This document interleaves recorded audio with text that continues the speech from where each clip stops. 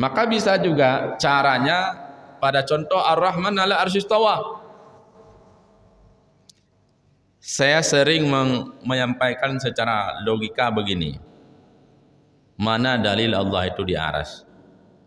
Ada yang bilang Ar-Rahmanu 'ala arsy istawa. Allah di atas aras. Bisa ditolak dengan akal logika kita. Ar-Rahman itu bukan Allah. Tapi sifat Allah. Ada yang bilang begini, oh enggak mungkin, itu Allah, bukan sifat, itu Allah. Baik, kalau begitu berarti di Bismillahirrahmanirrahim ada berapa Allah di situ? Tadi dalam hadis Nabi menyebutkan bahwa pada sepertiga malam Allah turun ke langit dunia. Apa makna Allah turun ke langit dunia? Pertama, turunnya Allah itu bukan seperti turunnya kita. Turunnya Allah bukan seperti turunnya kita. Lalu seperti apa turunnya Allah? Kembalikan kepada Allah. Kemudian ketika kita menisbatkan tempat bagi Allah, nanti Allah butuh kepada tempat. Nah, ini perkara-perkara yang tak masuk akal logika kita. Yang kedua, kalau kita menisbatkan tempat bagi Allah, nanti Allah itu dapat diketahui letaknya. Di mana letaknya Allah dapat diketahui. Karena saat pemahaman kita nanti membawa keserupaan Allah dan makhluk, ini bahaya. Pemahaman yang bahaya. Kenapa bahaya? Saat kita menisbatkan kepada Allah bertempat, nanti bisa jadi Allah itu bisa diukur. Kita sering mendengar Asy'ariyah wal Maturidiyah. Ada orang yang bilang, kenapa tidak ikut Nabi saja pada bagian akidah? Kenapa tidak ikut sahabat saja pada bidang akidah? Nah, disinilah yang mesti kita luruskan. Kenapa muncul Asy'ariyah wal Maturidiyah?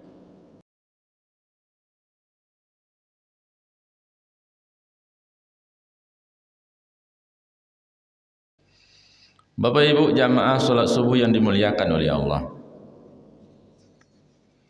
Kalau kita berbicara tentang akidah, maka ada dua ulama besar yang sering kita dengar. Ulama besar dalam bidang akidah, Ahlus Sunnah wal Jamaah. Kita sering mendengar Asy'ariyah wal Maturidiyah. Ada orang yang bilang, kenapa tidak ikut Nabi saja pada bagian akidah? Kenapa tidak ikut sahabat saja pada bidang akidah? Nah, disinilah yang mesti kita luruskan. Kenapa muncul Asy'ariyah wal Maturidiyah? Bapak Ibu yang dimuliakan oleh Allah, di zaman pada saat Nabi masih ada,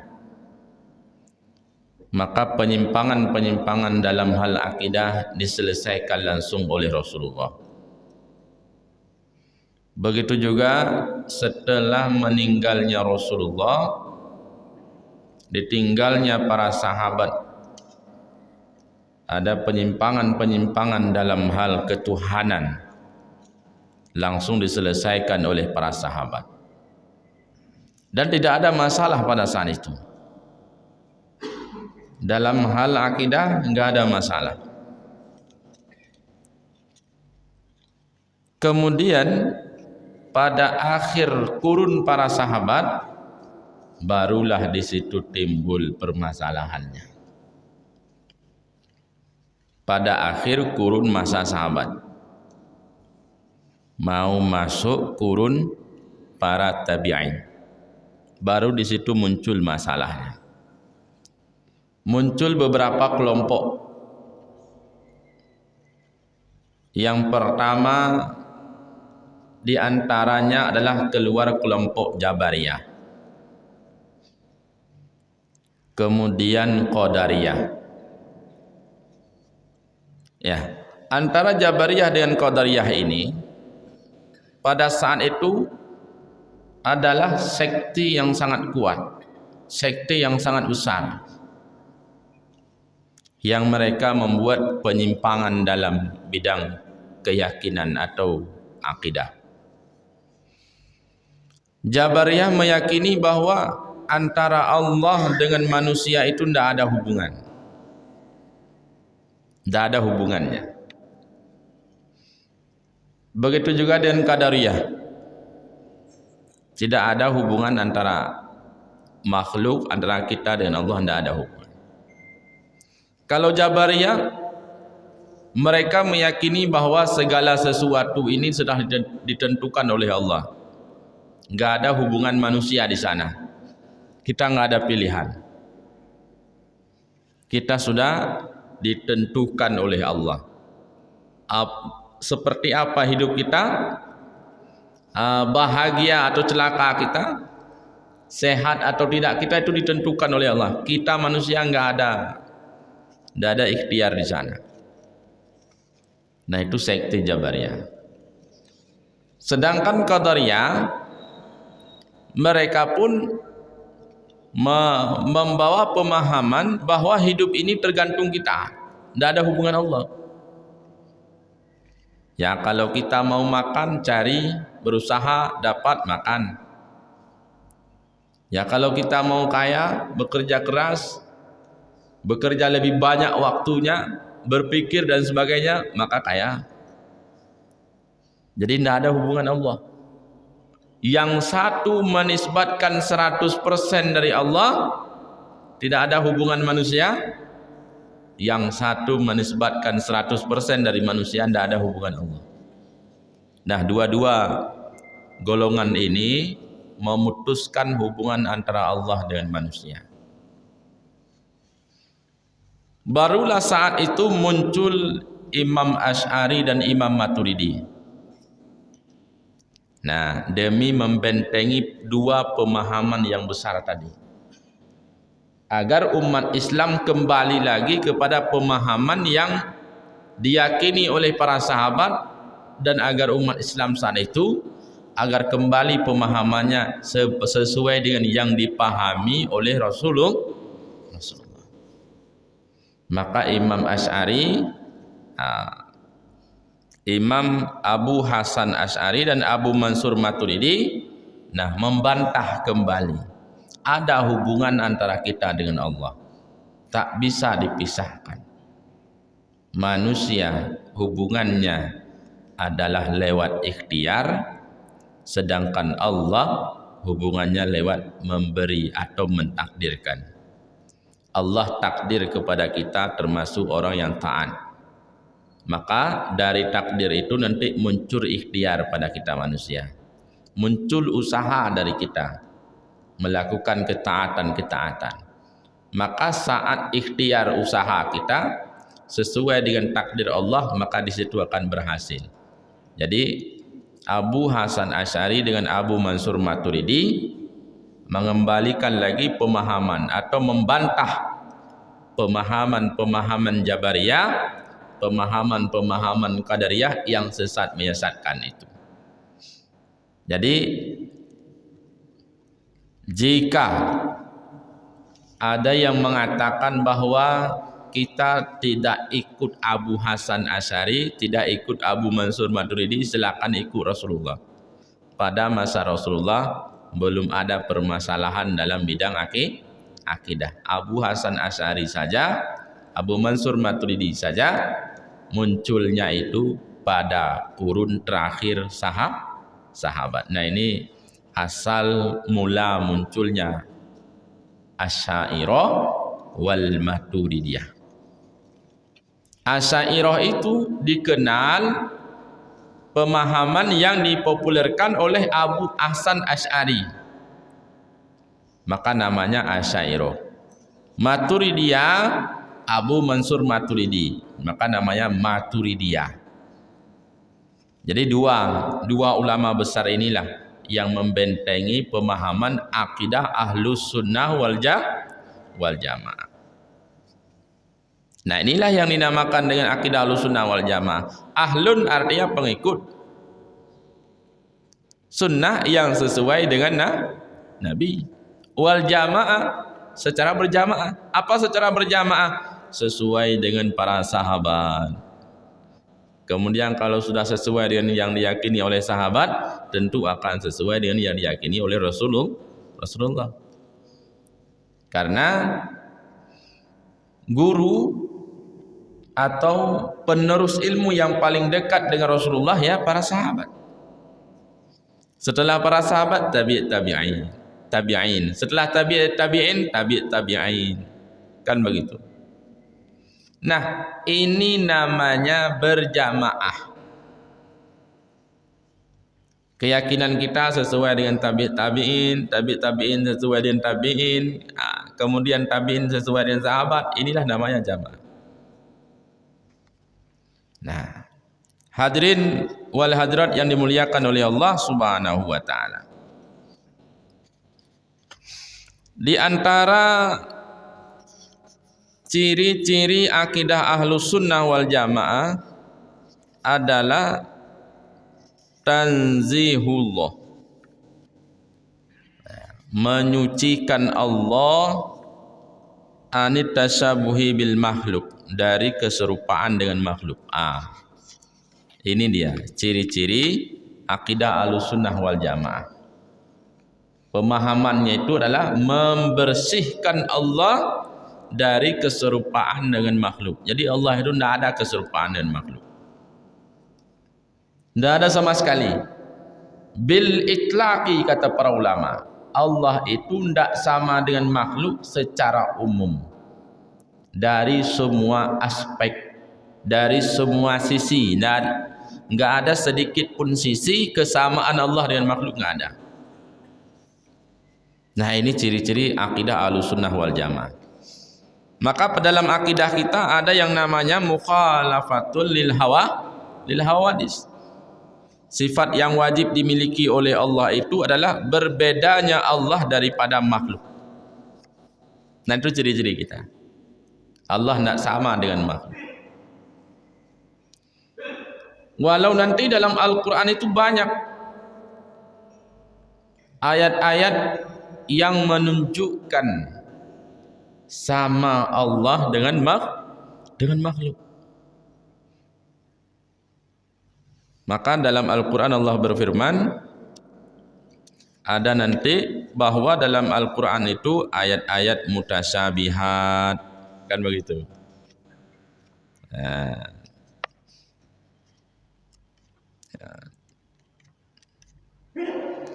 Allah berfirman, Bismillahirrahmanirrahim, surat Ali Imran ayat yang ke-7. Huwallazi anzala 'alaikal kitab.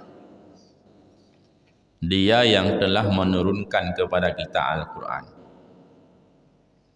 Minhu ayatun muhkamat. Dari yang diturunkan itu ada ayat-ayat hukum. Hunna ummul kitab wa ukharu mutasyabihat. Dan ada juga yang lainnya itu ayat-ayat mutasyabihat. Jadi dalam Al-Quran itu ada ayat mutasyabihat, ada ayat hukum. Nah, ayat mutasyabihat itu adalah ayat Al-Quran yang secara zahir, ya, yang secara zahir. Kalau kita pahami secara zahir nanti ada kesamaan Allah dan kita. Nah, ayat-ayat mutasyabihat ini yang mesti ditakwil, kata para ulama, atau yang mesti ditafwis. Fa ammal ladzina fi qulubihim zayghun fayattabi'una ma tasyabaha minhu ibtigha'al fitnah. Adapun orang-orang yang di hatinya punya penyakit, kata Allah. Adapun orang-orang yang di hatinya punya penyakit, fayattabi'una ma tasyabaha minhu ibtigha'al fitnah, maka dia akan menyebarkan, akan mengikuti ayat-ayat mutasyabihat itu. Kenapa? Ibtigha'al fitnah, gemar menyebarkan fitnah di kalangan manusia. Wa ma ya'lamu ta'wilahu illallah, nanti ayat mutasyabihat itu tidak ada yang tahu takwilnya kecuali Allah, itu yang pertama. Banyak nanti di antara ayat-ayat mutasyabihat yang pernah disebutkan oleh para ulama, kalau dalam Al-Quran itu Ar-Rahmanu ala arsyis tawa, itu ayat mutasyabihat juga. Allah itu di aras bersemayam, itu ayat mutasyabihat. Atau yadullahi fauqa aidihim, tangan Allah di atas tangan-tangan mereka. Wujuhu yawma idzin nadirah, wajah-wajahnya pada hari itu, hari kiamat, nadirah, yang dilihat. Bisa yang dilihat, bisa yang melihat. Berarti sudah berapa ini? Tadi Allah di atas aras bertempat namanya. Kemudian yadullahi fawqa aydihim, tangan Allah di atas tangan-tangan kita. Berarti Allah bertangan. Wujuhu yawma idzin nadirah, wajah, wujuh itu wajah. Wajah ini apakah seperti wajah kita atau tidak? Nah, ini juga ayat mutasyabih. Bahkan dalam hadis Nabi pun begitu. Ada hadis Nabi SAW,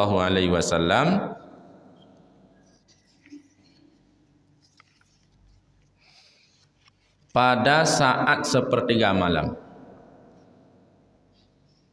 ya, pada saat sepertiga malam Allah turun ila sama'id dunia, Allah turun ke langit dunia. Ini hadisnya sahih. Di sepertiga malam itu Allah turun ke langit dunia. Nazala Rabbu ila sama'id dunia, Allah turun ke langit dunia. Apa makna turun? Kalau yang dipahami oleh kita, turun itu dari tempat yang tinggi ke tempat yang rendah. Nah, ini kan sifatnya manusia. Apakah harus begini kita pahaminya? Nah, makanya oleh para ulama kita memberikan dua cara dalam memahami ayat-ayat mutasyabihat itu. Yang pertama bisa dengan tafwid. Apa makna tafwid? Serahkan kepada Allah. Itu yang pertama. Solusinya adalah pertama menafikan kesamaan Allah dengan makhluk, kemudian apa maksudnya kembalikan kepada Allah. Tadi dalam hadis Nabi menyebutkan bahwa pada sepertiga malam Allah turun ke langit dunia. Apa makna Allah turun ke langit dunia? Pertama, turunnya Allah itu bukan seperti turunnya kita. Turunnya Allah bukan seperti turunnya kita. Lalu seperti apa turunnya Allah? Kembalikan kepada Allah. Kita tidak tahu. Ini namanya tafwid. Dalam ayat Al-Quran menyebutkan Allah punya wajah. Apa makna punya wajah Allah? Apakah seperti wajah kita? Bukan. Lalu hanya Allah yang tahu, serahkan kepada Allah. Intinya bukan seperti yang ini. Saat kita mendapati ayat-ayat dalam Al-Quran menyebutkan Allah punya wajah, bukan seperti wajah kita. Lalu seperti apa wajah Allah? Serahkan kepada Allah, hanya Allah yang tahu. Ini namanya tafwid. Dalam Al-Quran atau dalam hadis Nabi menyebutkan Allah punya tangan.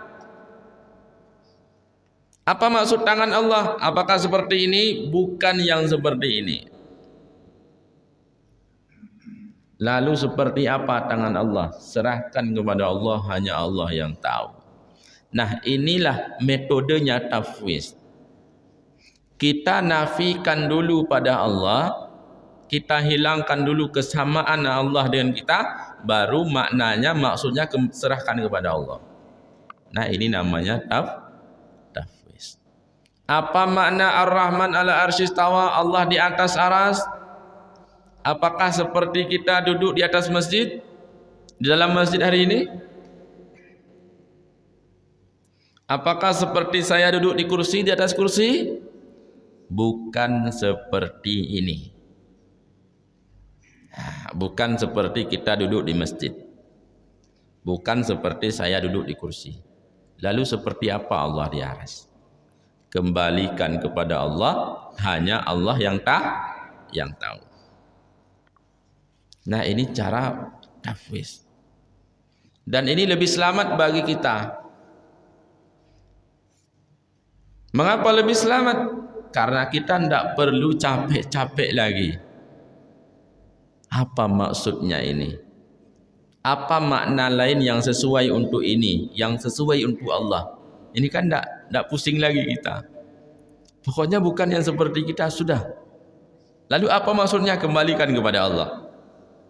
Nah, ini metode tafwid. Ini lebih mudah dan lebih selamat kita daripada menyerupakan Allah dengan makhluk. Karena saat pemahaman kita nanti membawa keserupaan Allah dengan makhluk, ini bahaya.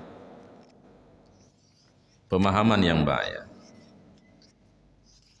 Kenapa bahaya? Saat kita menisbatkan kepada Allah bertempat, nanti bisa jadi Allah itu bisa diukur. Allah itu bisa diukur. Saya kasih contoh seperti ini. Pada subuh hari ini saya berada di masjid ini. Mana besar masjid dengan saya? Besar masjid kan? Berarti bisa diukur. Nah, pada subuh hari ini saya berada di kursi. Duduk di kursi. Mana besar kursi dengan saya? Sudah jelas. Maka otomatis keberadaan saya itu bisa diukur. Entah saya yang kecil atau kursi yang besar, atau sebaliknya, masjid yang besar saya yang kecil. Bisa diukur. Nah, begitu juga dengan Allah. Saat kita menisbatkan Allah bertempat, maka nanti timbul satu pemikiran Allah itu nanti bisa diukur. Nah, itu yang pertama yang tak boleh. Sedangkan Allah tak bisa diukur.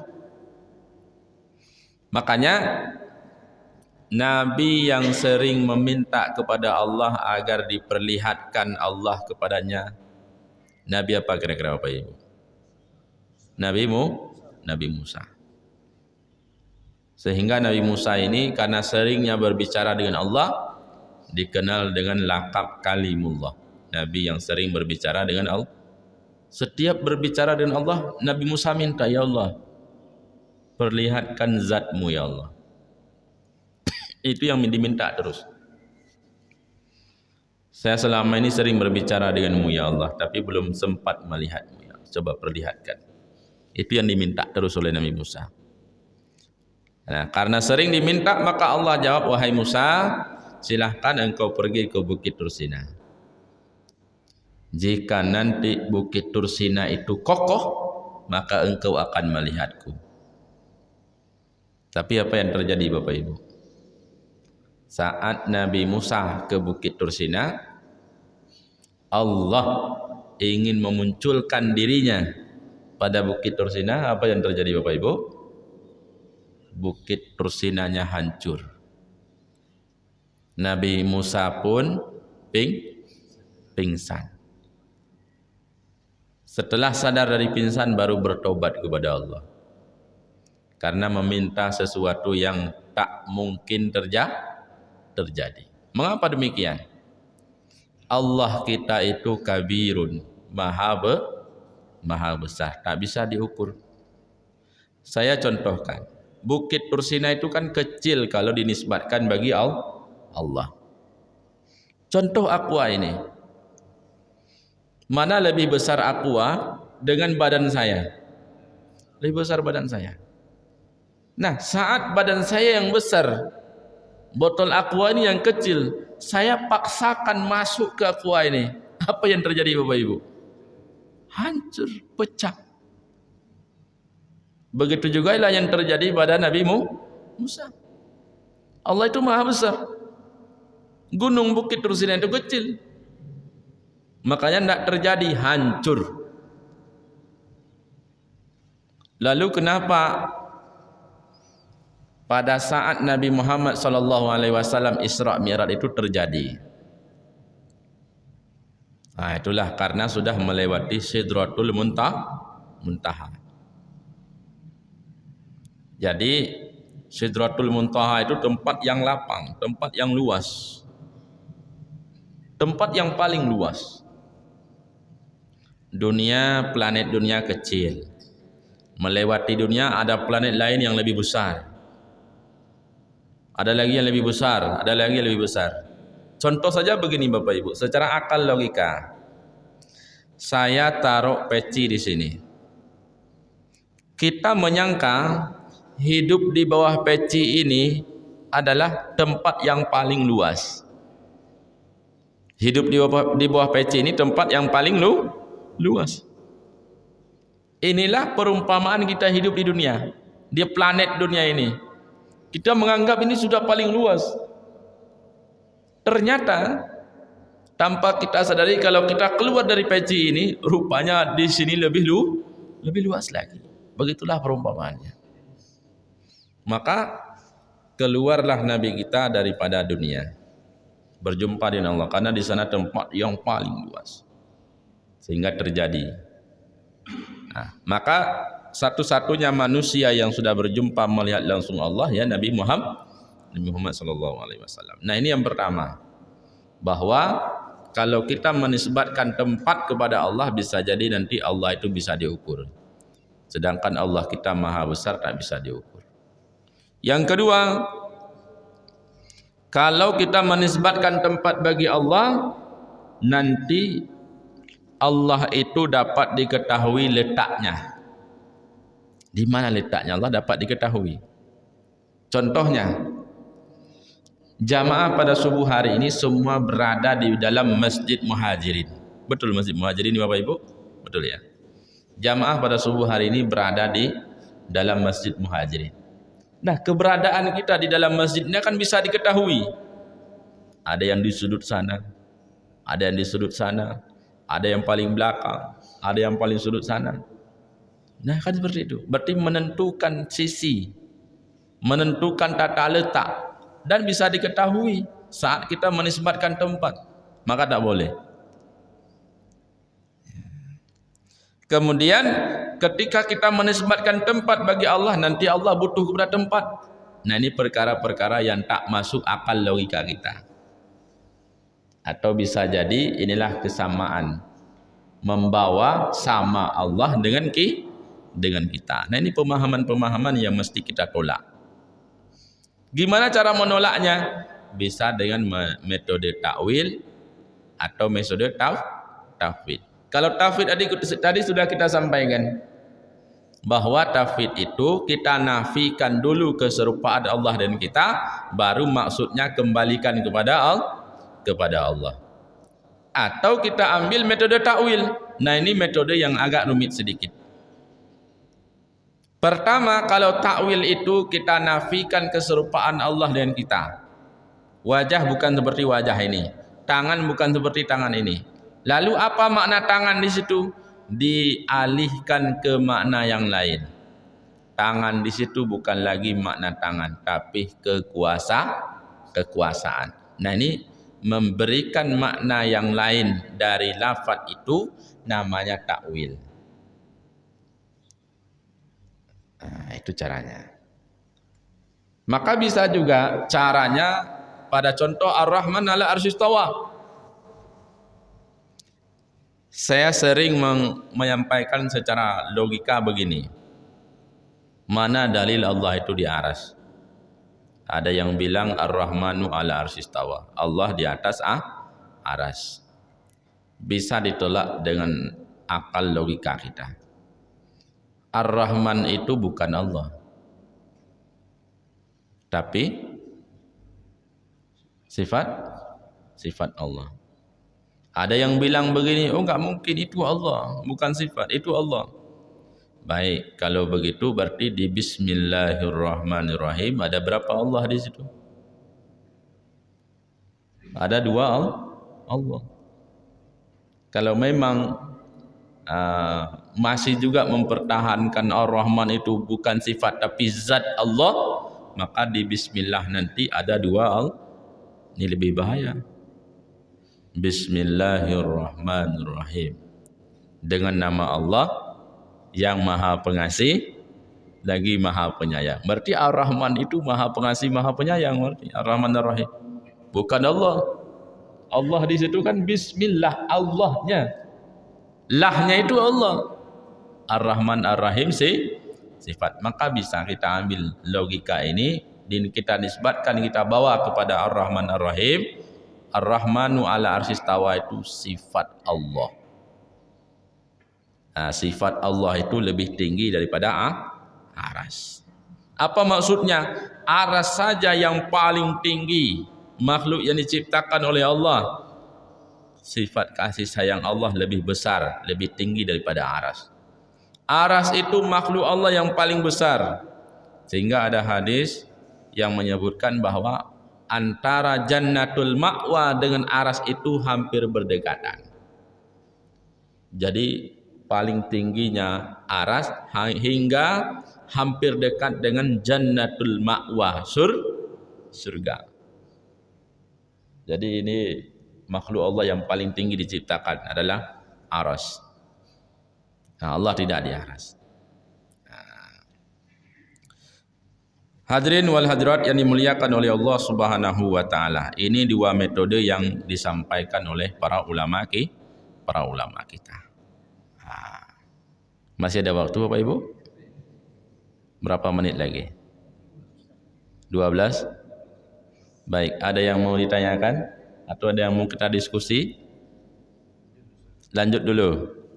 Baik, hadirin wal hadirat yang dimuliakan oleh Allah Subhanahu wa taala. Maka dari beberapa yang telah kita sampaikan tadi bahwa terjawablah rupanya Asy'ariyah wal Maturidiyah munculnya bukan di zaman Nabi. Munculnya bukan di zaman para sahabat Khulafaur Rasyidin, tapi di akhirnya. Nah ini karena kalau tidak muncul dua ulama besar dalam bidang akidah ini, banyak nanti penyimpangan dalam hal akidah kita. Belum lagi ditambah di zaman sekarang ini muncul Mu'tazilah, ya, Jabariyah, Qadariyah, Mu'tazilah. Ini kan sekte-sekte dalam akidah yang luar biasa, yang kita takuti. Contohnya, kalau nanti kita menisbatkan hanya Allah yang menentukan, enggak ada usaha kita manusia, kan ini lebih berbahaya. Hidup kita ditentukan oleh Allah. Tak bisa kita berbuat apa-apa. Hanya Allah yang menentukan. Tidak ada usaha manusia di sana. Ini bahaya. Nanti bisa jadi menyalahkan Allah. Ya Allah, kenapa engkau azabkan kami? Bukankah ini engkau telah menentukan kepada kami?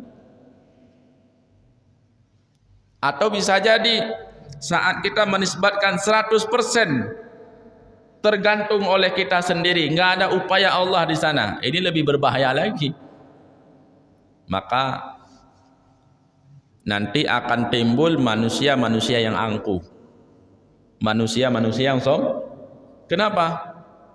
Kaya saya nggak ada hubungan Allah, itu karena kerja keras saya.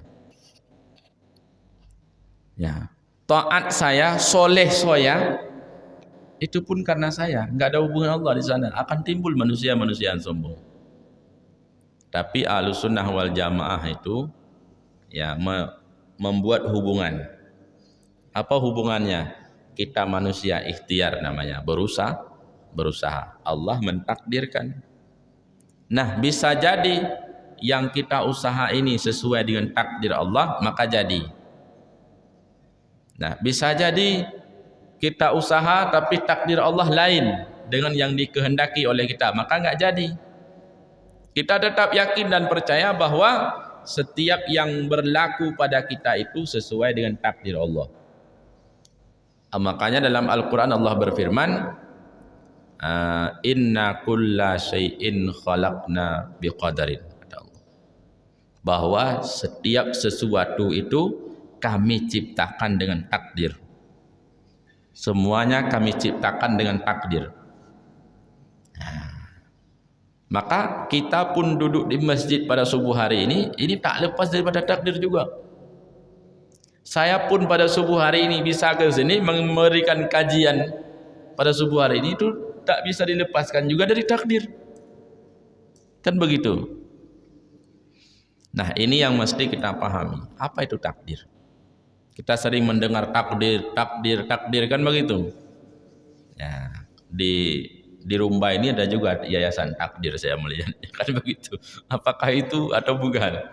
Nah, takdir itu ranahnya Allah. Ranahnya Allah. Jadi dalam hadis tentang iman itu, imanu billah, percaya kepada Allah, wabil malaikat, kan begitu. Percaya kepada malaikat, wabi kutubihi, kitab-kitab Allah, wabi rusulihi, dengan rasul Allah, wabil yaumil akhir, kan itu yang kelima, dengan hari akhirat. Yang terakhir apa kira-kira? Wabil qada'i wal qadari syarrihi wa khairihi minal, percaya kepada qada dan qadar. Percaya kepada qada dan qadar, qada dan takdir. Nah, ini disebutkan oleh Rasulullah. Apa itu qada, apa itu takdir? Nah, ini pembahasan akidah juga. Saya berikan contoh yang mudah dipahami. Karena kalau saya berikan definisi qada begini, takdir begini, nanti malah sulit jamaah mengakal logikakan, menganalogikan sulit. Saya berikan contoh begini. Masjid Muhajirin ini, sebelum masjid ini ada, berarti tempat ini tanah kosong. Sebelum masjid ini dibangun, berarti kan sudah ada gambaran yang jelas, ya kan? Berapa tinggi masjidnya, berapa besar masjidnya, di mana letak pintunya, jendelanya, tempat imamnya, mihrabnya, tempat wuduk laki-laki dan perempuan, sudah ada gambar yang jelas, kan begitu. Nah, sudah ada gambar yang jelas, itulah qada bagi Allah tentang makhluk. Kita sebelum ada itu sudah ada gambaran yang jelas dalam ilmu Allah. Kita seperti apa? Kita bagaimana? Meninggal kita kapan? Semuanya sudah ada dalam ilmu Allah. Padahal kita ini belum ada. Nah, itu namanya qada. Gambaran Masjid Muhajirin ini sudah ada, jelas semuanya, pintunya, besarnya, tingginya sudah ada. Padahal masjid belum ada. Kemudian saat masjid ini dibangun, tentu sesuai dengan gambar yang telah disepakati. Maka membangun masjid ini pelan-pelan memberlakukan sesuai dengan gambar. Nah, itu namanya takdir. Begitu juga dengan Allah. Kita sebelum ada sudah jelas gambaran kita dalam ilmunya Allah sudah ada secara sempurna. Baru nanti saat kita ini ada berlaku pelan-pelan. Berlaku pelan-pelan, itu namanya takdir. Jadi takdir itu berlakunya pelan-pelan kepada makhluk apa yang dalam ilmu Allah. Sebagaimana kita bangun masjid tadi, membuat masjid ini pelan-pelan sesuai dengan gambar yang telah kita sepakati. Itu takdir. Jadi dari kita manusia itu ada ikhtiar. Kita kan tidak tahu seperti apa takdir kita. Seperti apa takdir kita? Tidak ada yang tahu. Kira-kira takdir Allah bagi kita setelah ini kemana lagi? Kan nggak ada yang tahu. Oh, saya sudah membuat jadwalnya Ustaz. Setelah sholat subuh nanti saya ke pasar.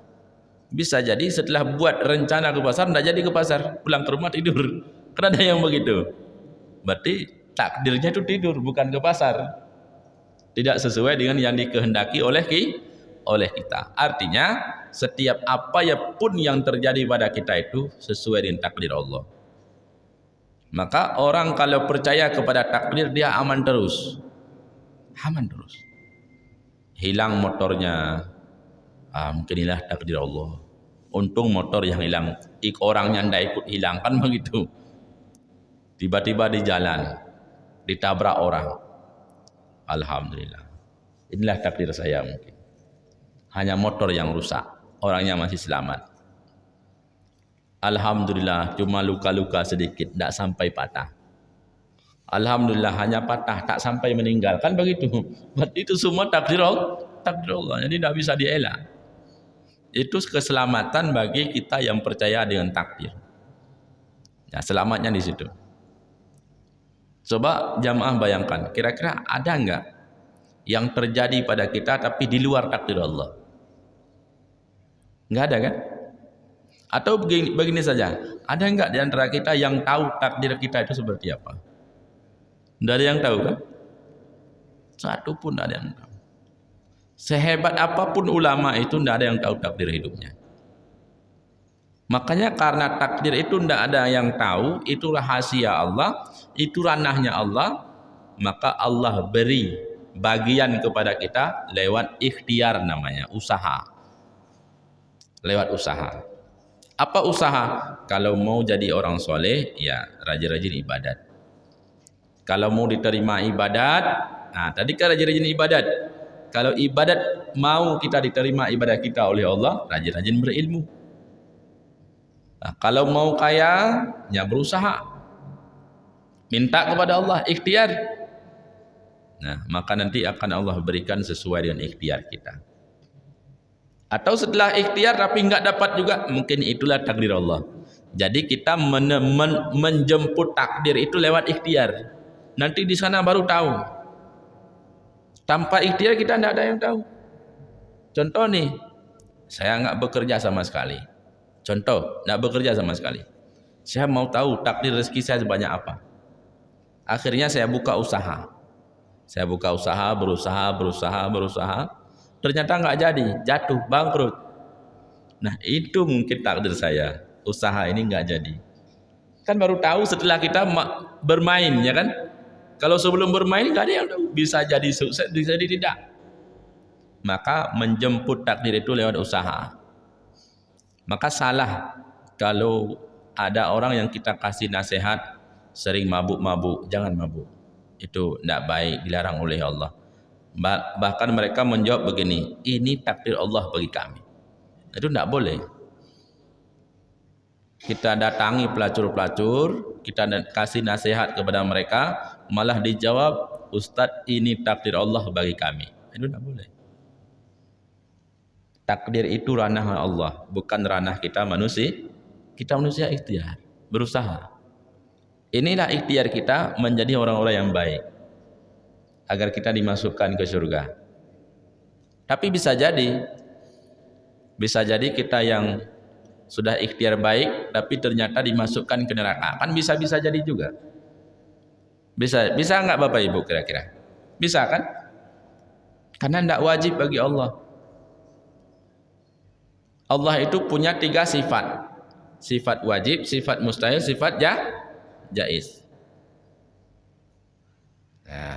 Sedangkan surga neraka itu tidak wajib bagi Allah. Itu masuk dalam kategori sifat jaiz.